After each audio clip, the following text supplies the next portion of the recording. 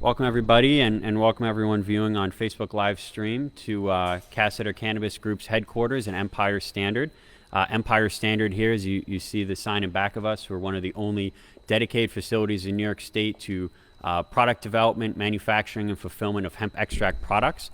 And that's what we're here to talk about today. So I'm a vice president, co-founding member of the New York Cannabis Growers and Processors Association, which is a coalition of farmers, retailers, manufacturers, and CBD brands, hemp extract brands throughout the state that have come together to push for common sense regulations. And it's unique because you don't always have industries asking for more regulations as you do here in the hemp industry here in New York. And we had a huge win earlier this year when Governor Cuomo signed the hemp extract law, which was co-authored by Assemblyman Donald Lupardo here, and worked very hard to get that passed and to get regulations that the industry really wants to get behind. And it's very important that what these regulations will do is make New York a global leader in product standardization and pushing forward a responsible and highly regulated industry that puts small brands first and levels the playing field here in New York. So the New York Cannabis Growers and Processors today, we've coordinated 6 press conferences throughout the state, here in Binghamton, one at Beacon Skiff Apple Farms in Lafayette, Syracuse area, Buffalo, Washington County, which is in the capital region. Also have one in Manhattan at the Comeback Daily Store, which is one of the premier retailers of hemp extract products in the city. And then also in the Hudson Valley at the Hempire State Growers, which is one of the largest collection of farmers in the state. So this is not just retailers, not just manufacturers, not just brands, but also farmers, and it's really a diverse coalition that's urging Governor Cuomo to release the hemp regs. And so when we talk about the hemp regs, we're talking about is the regulations that were required by the Hemp Extract Bill that would essentially say what kind of products can be sold. It's going to set up a licensure structure, which is very important because the federal pilot program is ending on November 1st. So businesses need that type of clarity to know what the license process is going to look like, how they're going to license, and what products to make, what labels to put on them, what sort of standards retailers are looking for. So all these businesses throughout the state are looking for clarity, and all we ask is that Governor Cuomo fulfill his promise of really making New York a leader and release the regs.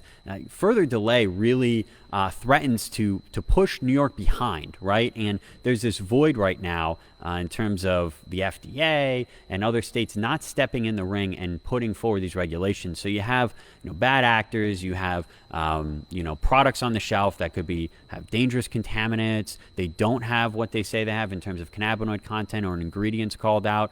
And so what we're asking in New York is just to level the playing field, release the regs, and let's move forward together in New York State and have a lot of opportunity for economic development and job growth.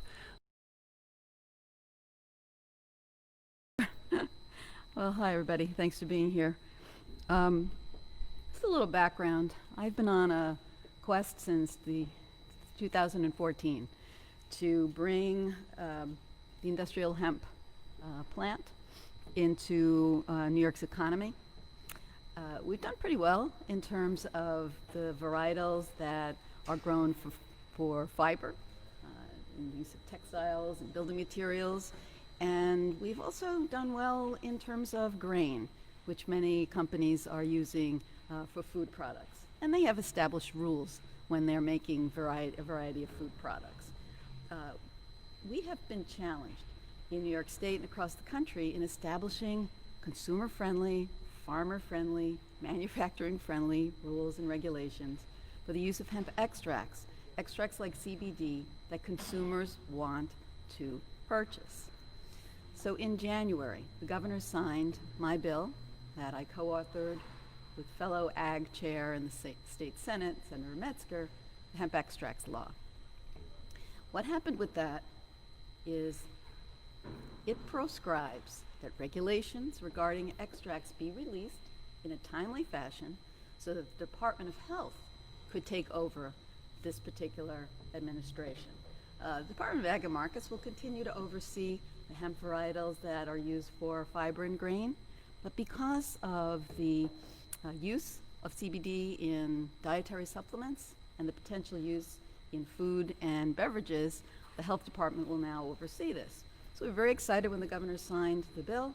with the expectation that draft regulations, be released in time for comments to be given and re-released, so that by January of this coming year, businesses would be ready to go. The thing that may have been missed here is that investors, farmers, businesses of every type, processors, manufacturers, retailers, every step in the supply chain is waiting to see what these rules and regulations will look like, so that they can make investments, so they can retrofit existing facilities, so they can know what type of food, what type of structure food and beverage will look like. So it's not something you can just flip a switch. People really, really do need that. And the longer it goes, the more uncertainty is being placed in the market. And my appeal today on what is being referred to as Hemp Action Day, and I'd like to thank Kalen and his organization for organizing this, not only in the 6 places across the state, but countless others in the supply chain are paying close attention to this, because they so very much want to help participate in the revitalization of a whole sector of the economy. And again, as I have communicated on a number of occasions to the governor's team, at a time when we are faced with such dismal economic news on so many fronts, here we have a sector that is awaiting information. As you mentioned, they bought these regulations so they could proceed. Here is a moment where a sector is poised for development and successful product development, as well as retailers. More importantly, this is an opportunity for consumers to know that New York has the safest, most reliable products grown by New York farmers and produced in the safest way possible. Right now, as was mentioned, you have no clue what you're buying when you see these in various stores. No labeling standard. There is no additional information available about where it was grown, how it was grown. This will provide a very strict labeling standard. And furthermore, if you're going to sell it in New York, you're going to have to meet our labeling guidelines. So this doesn't just apply to New York producers. This applies across the board. So we're really trying to level the playing field, because products are coming in from out of country, out of state without these rules. So we want to protect our consumers, but we really do want to protect our farmers and our manufacturers and the investors who believe in New York State, who want to see us move forward. So as we rebuild back better, industrial hemp, and particularly today, hemp extracts, is an important part of that program. And we respectfully ask the governor to release these draft regulations so we have time to comment on them, get them up and running by January 1st of the coming year. So thanks, Kalen, and thanks to the county executive for also being here. And I think I will introduce him, who will talk about the business climate and how important this sector will be for Broome County. So thank you, everybody.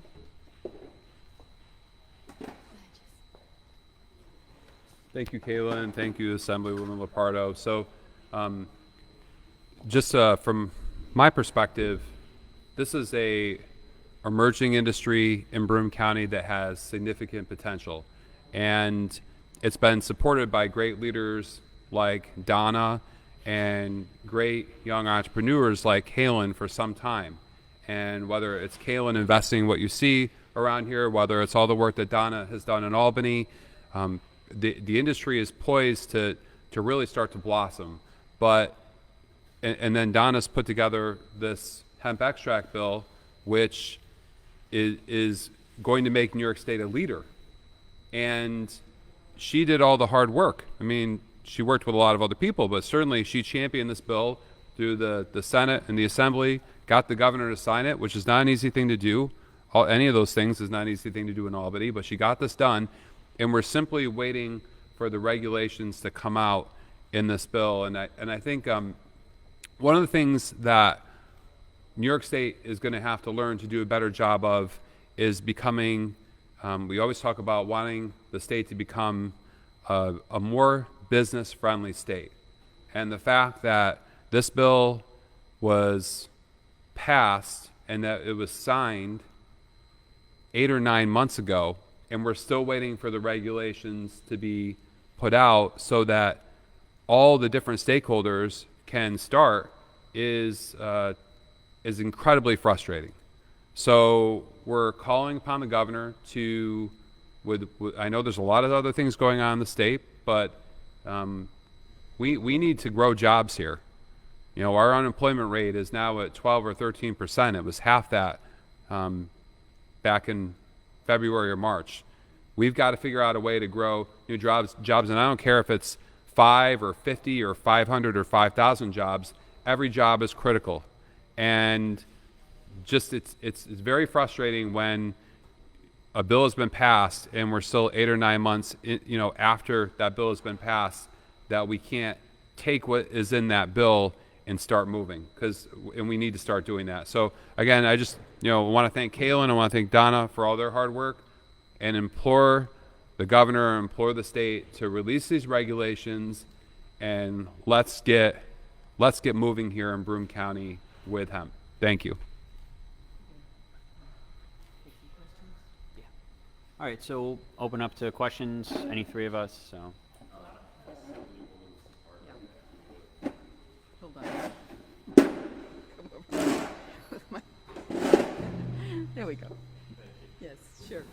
So with all the work that you've done at the state level to get things moving, what's the level of frustration with the constant delay from the state to release these regulations? Well, it is definitely frustrating because we've put so much work into getting us to this point. I'm very sympathetic to what the governor and his team are going through right now. The COVID pandemic has overwhelmed everything, and furthermore, this is being moved over to the Department of Health, and they've, of course, been equally as busy. So I'm hoping that when the governor can see that there are actual businesses waiting, businesses ready to bring on jobs, businesses that really want to do business in the state and help our struggling regions, that it will prompt him to release the regulations, which I understand are close to being done, at least ready for review.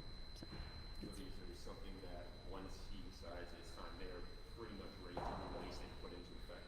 yeah, my understanding is that they're ready to be released, but I really do think it's a matter of focus, just to realize what's at stake and how many people are waiting and what type of economic boost this could mean for the state.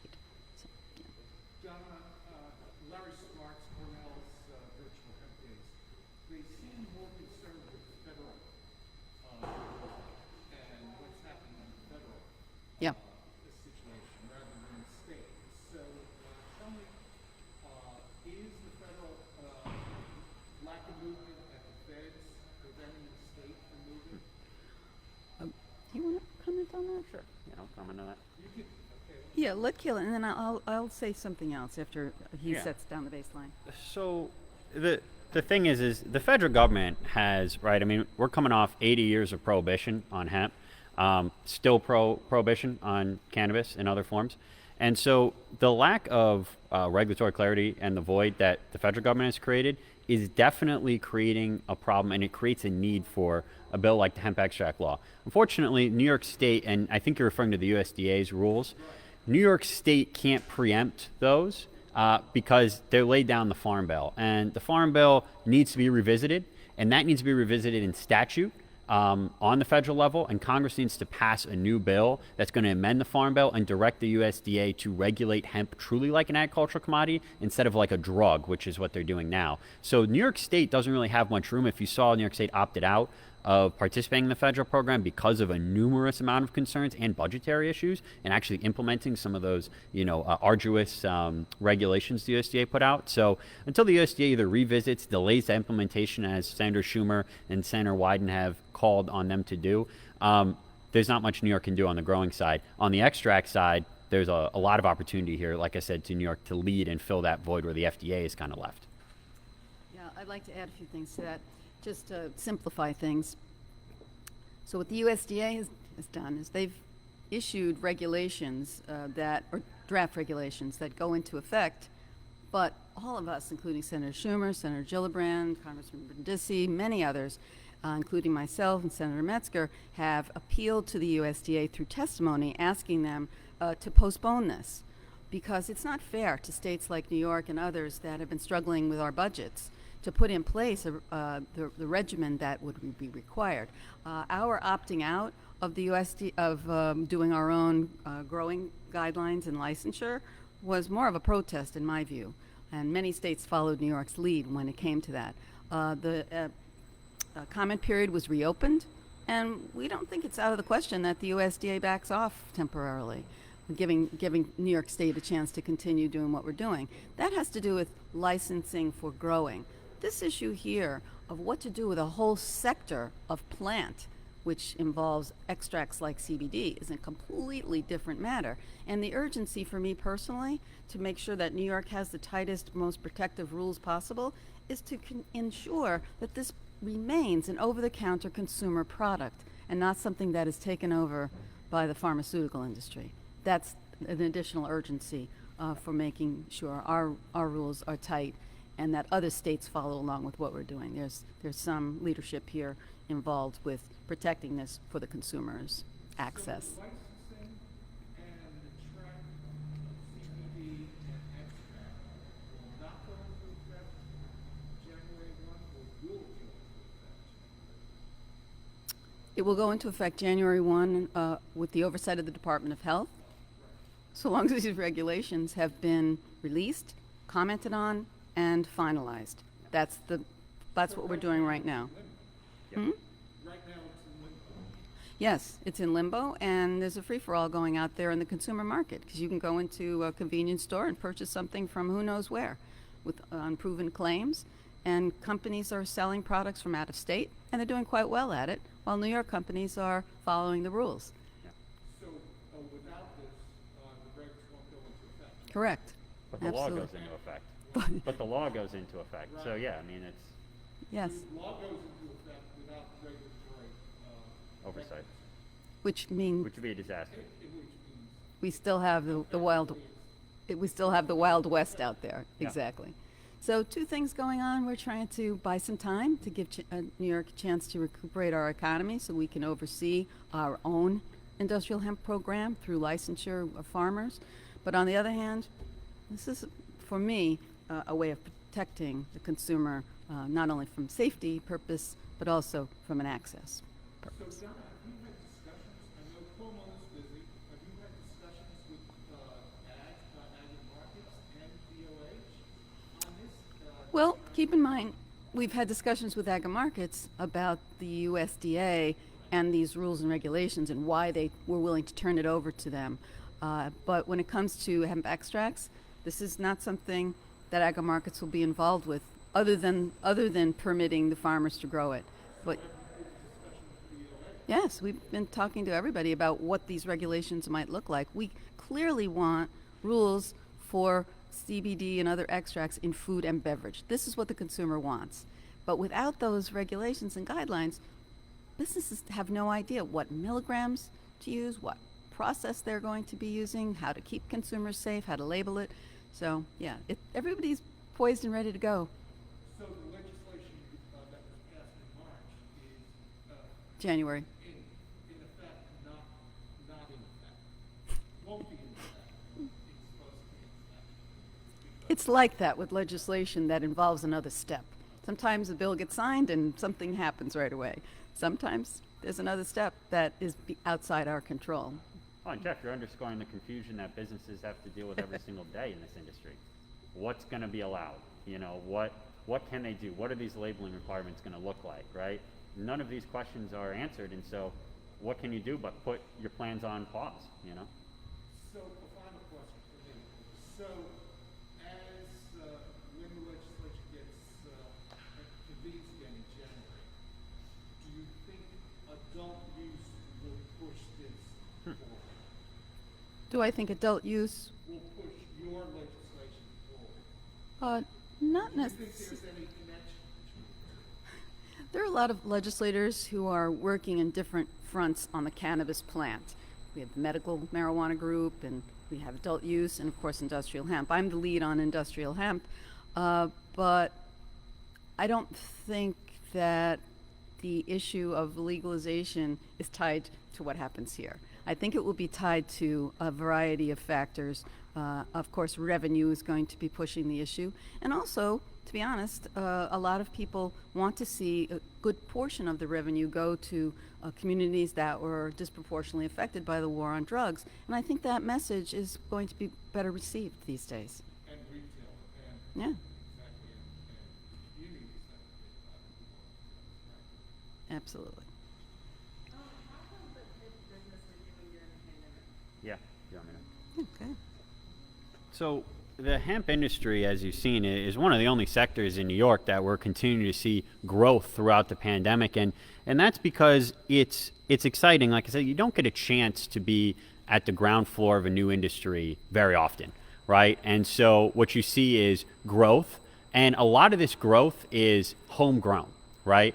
And it's not necessarily from outside companies come into New York or these we call MSOs in the industry, multi-state operators. But the growth you're seeing is on the individual level, these small businesses throughout the state, and they're continuing to grow. And what we've seen is the greatest test of CBD products, I thought, was whether they're going to be a luxury good or a necessity. And there's nothing like an economic downturn or a pandemic to test that out, right? And what we've seen is an increase in sales in cannabinoid hemp extract products, right? Because, the market is changing, products are becoming more affordable, and people need them, right? And for their wellness, they're coming back and back and back, every month, every other week to purchase these products. So I think that's a very good sign, and it's a sign that shows the hemp extract marketplace is here to stay. And these extracts saying it's going to be here to stay, not for the pharmaceutical companies and those 3 or 4 companies that, control the pharmaceutical industry in the United States, but your small shops and small businesses, farmers, manufacturers, like ourselves throughout the state that can employ local, that can grow and really develop communities and add economic value and tax revenue at a time where that's desperately needed no matter where you are in the state, whether that's Manhattan, Broome County, or Erie County.